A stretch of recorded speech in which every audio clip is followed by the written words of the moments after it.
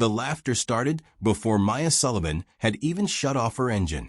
It rolled across the Riverside Speedway grandstands in waves, a sound she'd grown used to over the years, not the warm, shared laughter between friends, but the brittle kind people use when they think they've already decided who you are. From the pit lane, she could see the gleaming $40,000 race machines lined up like predators waiting to pounce.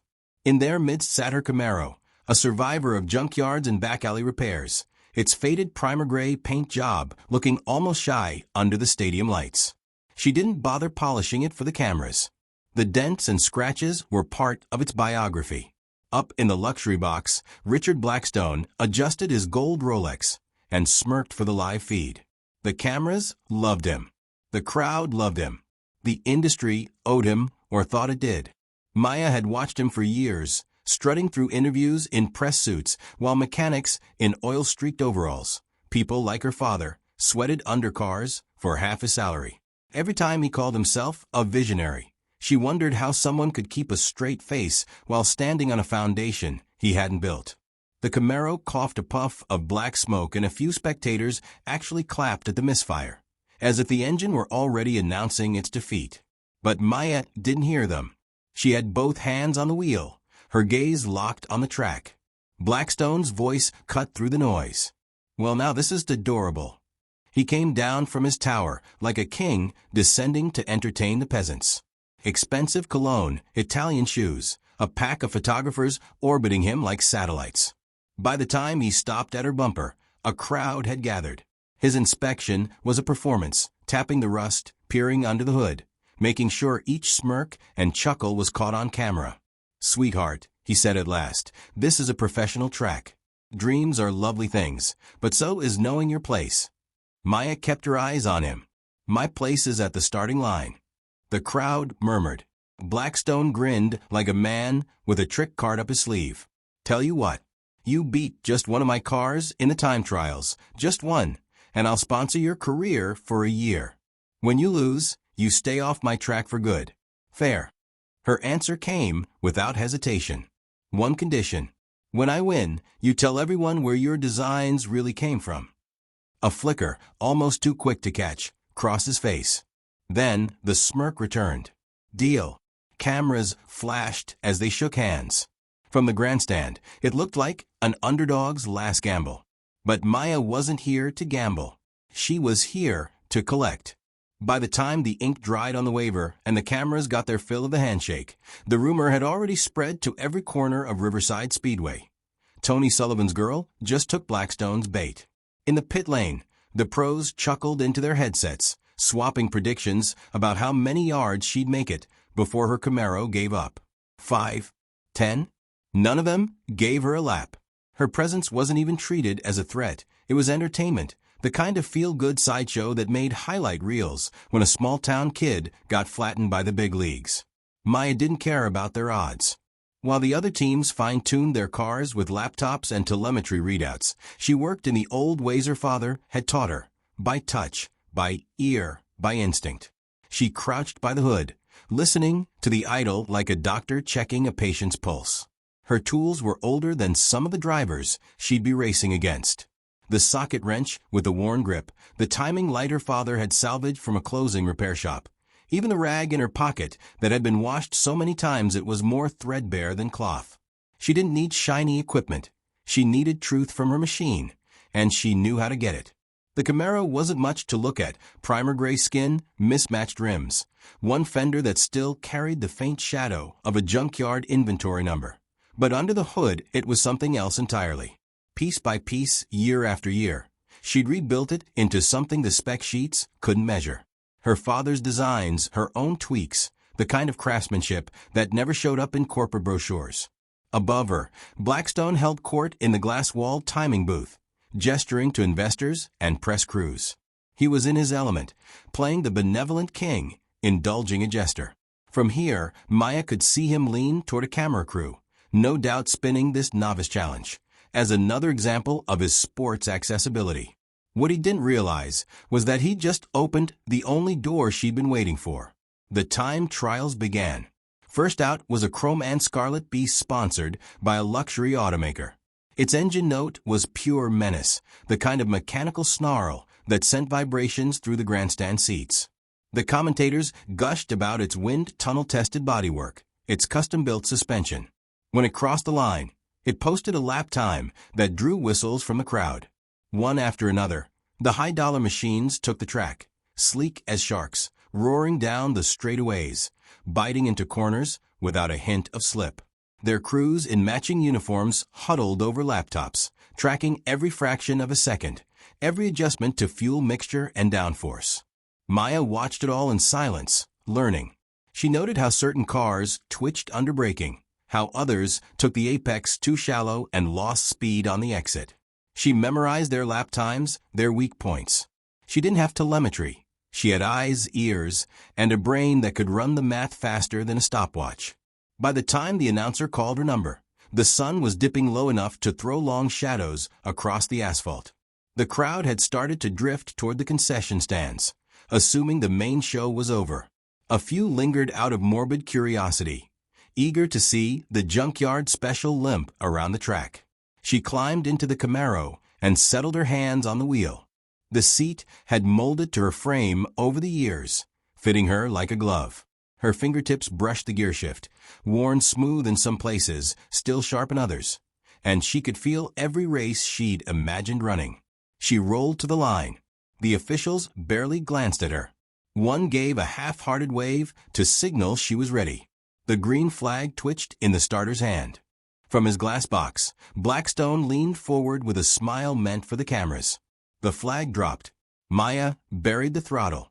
The Camaro didn't sputter this time. It launched. The rear tires barked once against the asphalt and then bit hard, shoving her back in the seat as the attached needles swung up. The engine roared like it had been waiting years for this exact moment. She hit the first turn faster than anyone expected, faster than some of the pros, and the car held its line like it was glued to the racing groove. No slide, no wobble, just clean, surgical precision.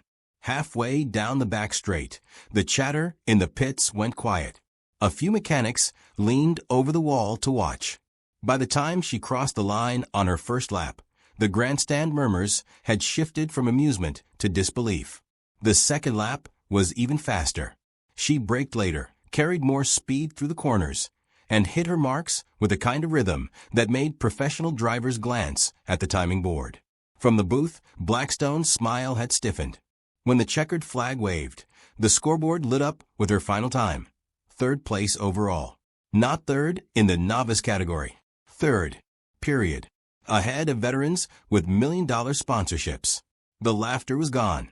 In its place was a kind of stunned silence, broken only by the Camaro's idle as she coasted back to the pits. She stepped out, wiped her hands on her rag, and walked straight toward Blackstone's tower. She'd won the bet. And now it was time for him to pay. Blackstone didn't come down right away. He stayed in his glass box for a good 30 seconds after the scoreboard confirmed the impossible, his eyes fixed on the number 3 glowing beside Maya's name. It was the kind of pause that told the crowd he was recalculating the entire script. Maya didn't wait for him to make the first move. She walked toward the tower with a steady, unhurried stride, her boots clicking against the asphalt. The grandstands were still buzzing, but there was a different quality to the noise now. Not laughter, not jeers, but the restless electricity of people who've just realized they might be watching history happen. When she reached the base of the tower, Blackstone finally emerged. His entourage followed like a shadow, photographers, track officials, 2 men in expensive sunglasses who looked more like security than staff. His smile was back, but it was tighter now, the kind worn by men who've been punched in the ribs and don't want anyone to know it. "Well," he said for the cameras, "that was unexpected." "You made a deal," Maya replied. Her voice carried, sharp enough to cut through the murmur of the crowd. A ripple of anticipation ran through the spectators. Something about her tone, calm, unflinching, made them lean forward. This wasn't just an upstart demanding prize money. There was something else behind her eyes, something heavier. Blackstone tilted his head, playing the part of the amused king. "A deal, yes. And I honor my deals." "Good," Maya said, and reached into her car. She pulled out a leather portfolio, the kind that looked like it should hold tax returns or contracts, not destiny. The edges were worn to softness, the leather darkened by oil and time. She placed it on the hood of her Camaro and flipped it open.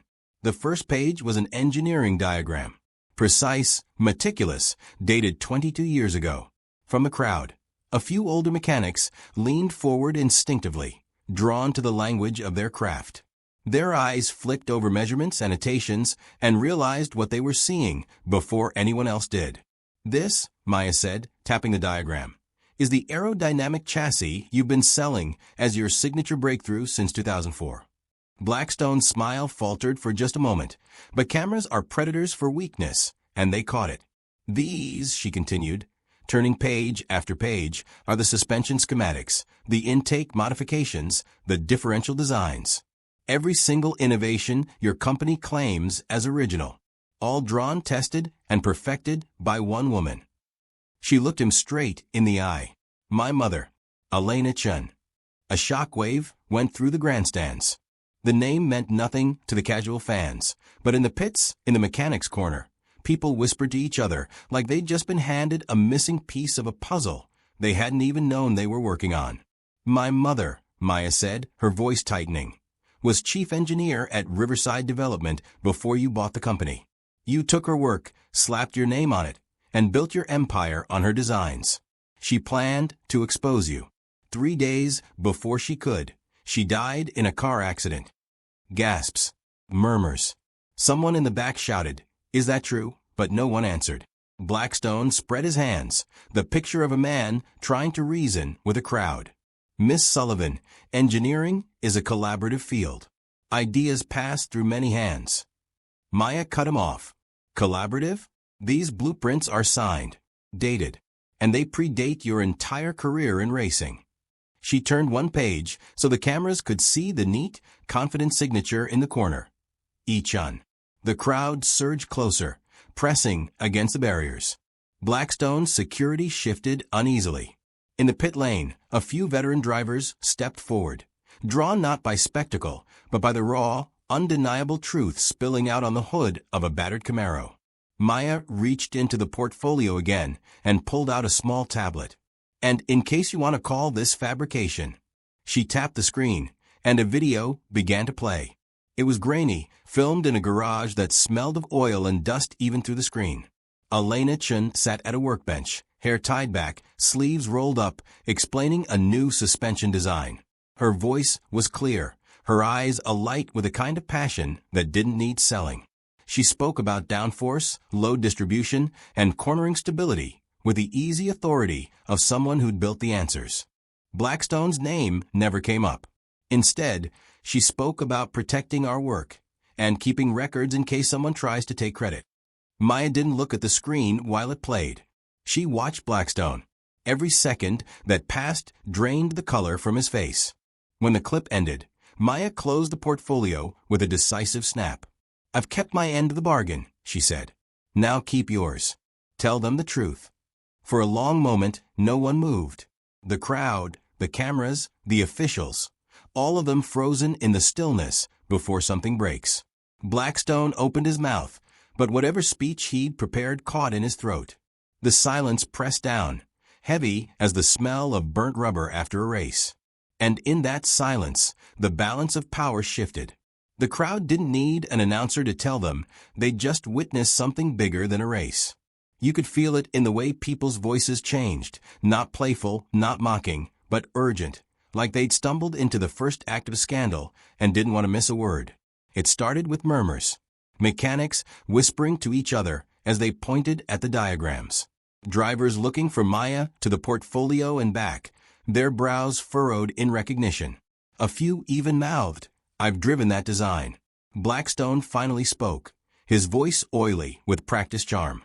"Ladies and gentlemen, I appreciate young Miss Sullivan's enthusiasm. But you have to understand, innovation is the result of collaboration. Ideas evolve. They're rarely the product of a single mind." "Cut the PR," Maya said, her voice slicing through his monologue like a clean weld. "You didn't evolve these ideas. You stole them." Gasps rippled through the crowd, sharper this time. The cameras stayed glued to Maya, their lenses swinging between her and the blueprints like she was holding holy relics. Photographers zoomed in on the signature, Ichan, and the dates that proved her mother's work came years before Blackstone ever touched a drafting table. She flipped another page. "This is the intake system you patented in 2005. Here it is in my mother's notes from 2001. Here's your breakthrough suspension from 2006. My mother sketched it in '99. One of the older mechanics in the crowd let out a low whistle. "She's right. That's the same geometry. I remember Elena working on that." His voice carried farther than he meant it to, and the reporters swarmed, thrusting microphones at him. Blackstone tried to laugh it off. Nostalgia's a funny thing. People remember what they want to. Maya's next move shut him up. She tapped her tablet again, and another video rolled. This one more damning. Elena Chun in her workshop, talking directly to the camera about her concerns that a certain new owner was trying to take credit for her designs. She explained her strategy, keeping duplicates of all her work at home, in case the originals were misplaced in corporate archives. The camera panned over stacks of labeled binders, engineering drawings, even prototype parts. All the same designs that had made Blackstone a star.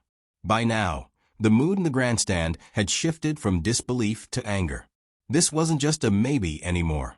This was theft in broad daylight, laid bare by the victim's own words. One of the television commentators, still live, said what everyone was thinking. "If this holds up, we're looking at the biggest scandal in stock car history." Blackstone's jaw clenched. He straightened, trying to project authority. "Even if these were real, they don't prove." "They're real," Maya said. Her voice had lost none of its steadiness. "You know it. I know it. And soon the whole world will know it." She handed the portfolio to a reporter. "You want proof? Scan every page. Date stamps, ink analysis, material composition. It all checks out.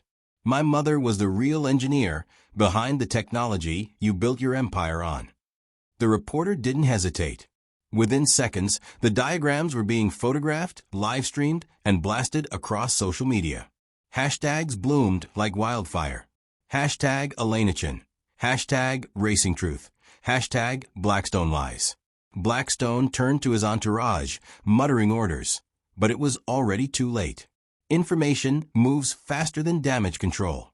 Within an hour, sports networks had cut away from their planned programming to cover the confrontation.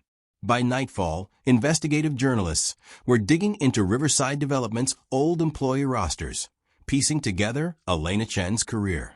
The next morning, archived footage of Blackstone's earliest interviews resurfaced. In them, he'd boasted about his innovations, word-for-word matching concepts now traced to Elena's notes. Side-by-side comparisons flooded the internet, showing her original diagrams alongside his later patents. It didn't stop there. Former employees began speaking up.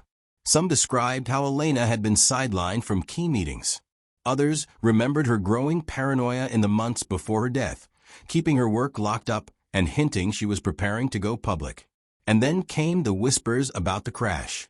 20 years ago, Elena's fatal accident on Highway 47 had been ruled driver error, a blowout or bad brakes. But now, with her name dominating headlines, people who had been silent for decades started telling different stories. A retired county mechanic admitted he'd inspected her wrecked car the day after the crash and found evidence of defective brake components, parts supplied by a vendor tied to one of Blackstone's subsidiary companies. The original report, he said, vanished before he could file it officially. The implication hit like a sledgehammer. This wasn't just about stolen designs. It might have been murder. The sheriff's office announced they were reopening the case. Federal investigators showed up at Riverside Speedway 2 days later, carrying subpoenas. Blackstone's tone changed. The charm was gone, replaced by legal caution. His attorneys released carefully worded statements about unfounded accusations and respect for the memory of a talented engineer. But the tide had turned. Sponsors began to pull their logos from his cars. The Racing Commission suspended his honorary positions, pending investigation. And through it all, Maya kept quiet. She didn't gloat. She didn't tweet victory laps. She stayed in her father's garage, working on the Camaro, letting the evidence speak for itself. The night before the first major network interview, she sat on the workbench where she'd watched her father rebuild engines for most of her life. He poured 2 mugs of coffee, set one beside her, and said simply, "Your mom would be proud. But this fight's not over." Maya knew he was right. Blackstone still had money, influence, and lawyers. But now she had something stronger, the truth in her hands, and a crowd of witnesses who had seen it for themselves.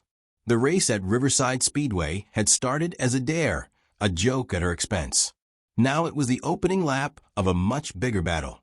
The first subpoenas landed like starter pistols. One moment the scandal lived in whispers and live streams. The next, federal agents were hauling bankers' boxes out of Blackstone's headquarters, while drones filmed from above. The footage played on repeat across every sports and business channel. The man who'd built an empire on speed now stalled behind a wall of cameras, his lawyer speaking in careful half-sentences about ongoing matters. Investigators started with the easy stuff: patent filings, draft emails, drafts that matched Elena Chen's diagrams to the millimeter. The paper trail wasn't just sloppy, it was arrogant. Date stamps lined up like dominoes. Internal memos referenced legacy designs and absorbed R&D, corporate euphemisms that sounded harmless until you put them beside the videos of Elena in her workshop, explaining the very designs Blackstone would later claim as breakthroughs.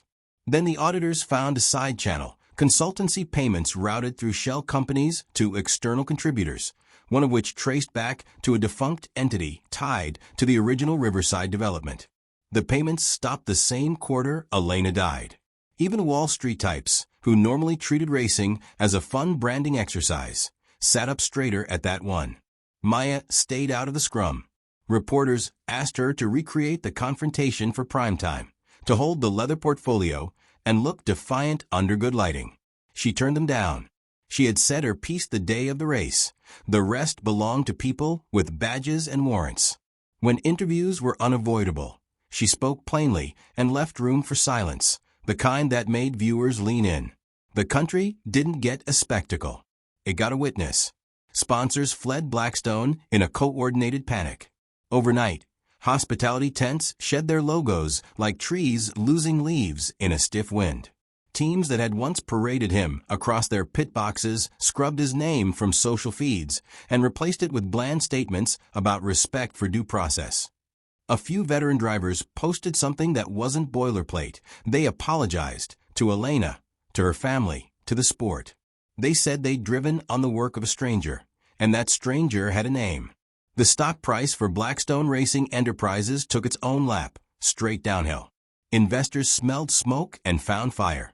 Securities regulators circled, interested not just in stolen IP, but in whether Blackstone had materially misled the market about his proprietary technology.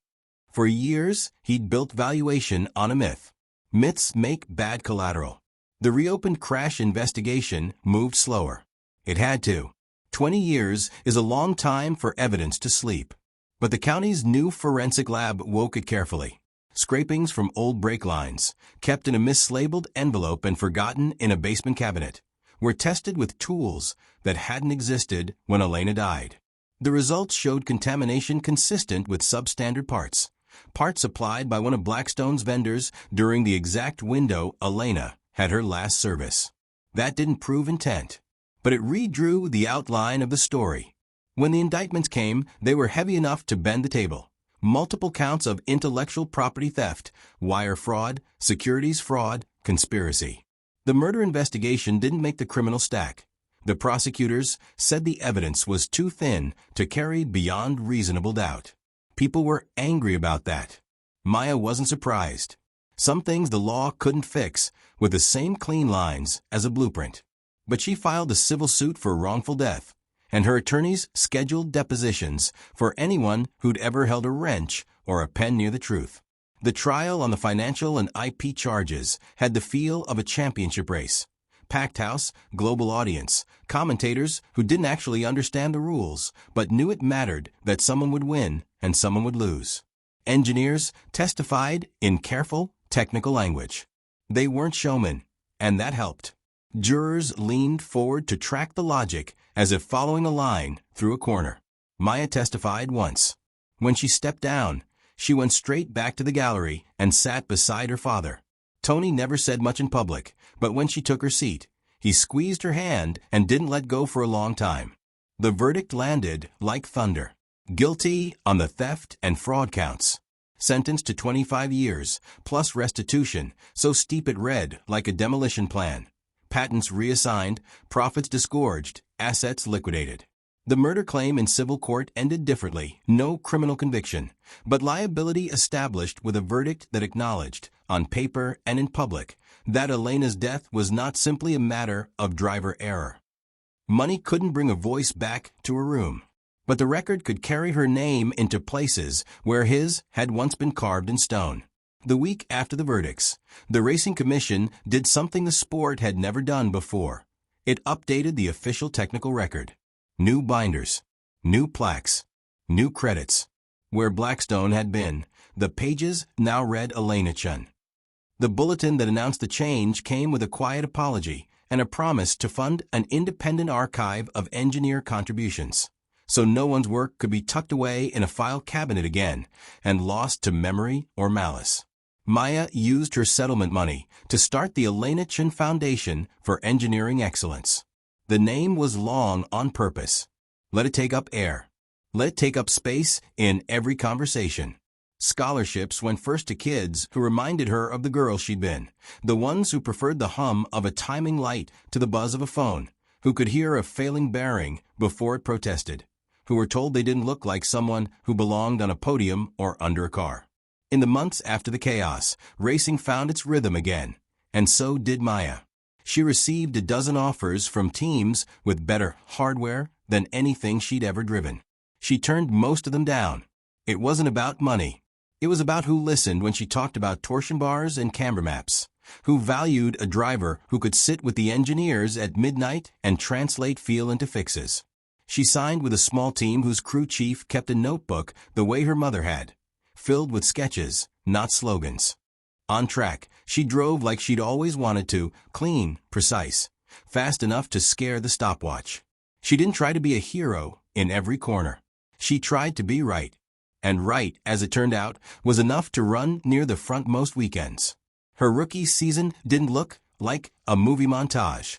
It looked like work. Setups that missed. Setups that hit. Finishes that paid bills and built respect. She didn't hold the checkered every Sunday, but she held her own. A year to the day after the confrontation, Riverside Speedway changed its marquee, the Elena Chun Memorial Classic. New owners had bought the track out of the wreckage of Blackstone's holdings.